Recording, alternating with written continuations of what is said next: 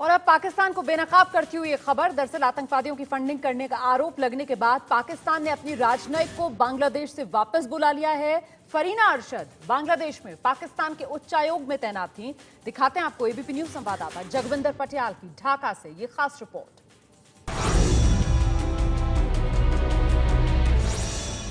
क्या पाकिस्तान की राजनयिक आतंकियों की मदद करती है?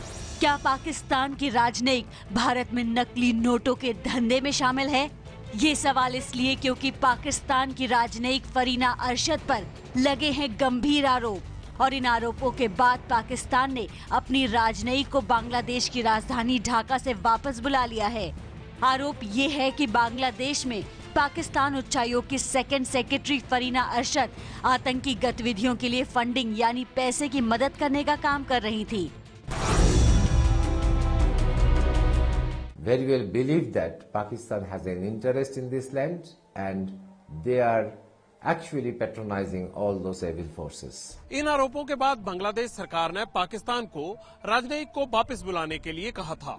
दरअसल ये कदम 2 हफ्ते पहले बांग्लादेश में गिरफ्तार हुए आतंकी इदरिस शेख के कबूलनामे के बाद उठाया गया, जिसने कोर्ट में पाकिस्तानी राजनयिक से संबंध होने की बात कही थी। इदरिस ने यहाँ तक कहा था कि उसने राजनयिक की गाड़ी में सफर किया और उसे पैसे भी मिले थे। इसके अलावा पाकिस्तानी राजनयिक फरीना अरशद पर भारत में नकली नोटों का कारोबार करने के भी आरोप लगे हैं। Has given a statement that he is being guided by a person of a second secretary working in Dhaka, Pakistan embassy. So that shows a good connection. We have also seen another, he was not a diplomat but Pakistani working in Pakistan embassy at Dhaka, who was engaged in fake currency trading, particularly the Indian currency.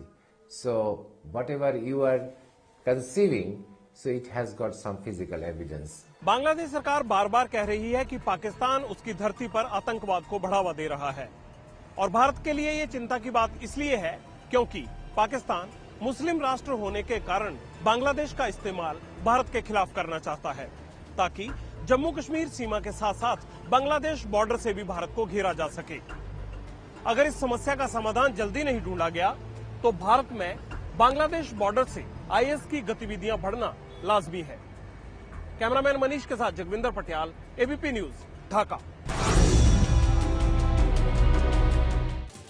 और अब बात प्रधानमंत्री मोदी के रूस दौरे की। रूस दौरे पर हैं प्रधानमंत्री। रूस के साथ कई करार हो रहे हैं। भारत रूस से S-400 ट्रायम्फ मिसाइल सिस्टम खरीदने जा रहा है, जिसके बाद से देश का रक्षा तंत्र बेहद मजबूत हो जाएगा।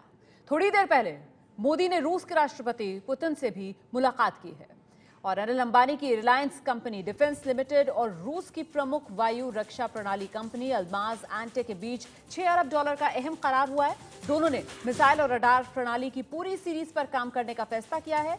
रिलायंस एडीएजी के गुजरात स्थित पीपाव शिपयार्ड को नौसेना के लिए 4 रूसी युद्धपोत बनाने की जिम्मेदारी मिली है। सूत्रों से मिली जानकारी के मुताबिक नौसेना के ये रूसी युद्धपोत बनाने का काम मेक इन इंडिया के तहत किया जाएगा और साथ ही S-400 ट्रायम्फ मिसाइल सिस्टम के निर्माण में भी अंबानी की कंपनी जो है वो रूस की अल्माज एंटे कंपनी के साथ काम करेगी।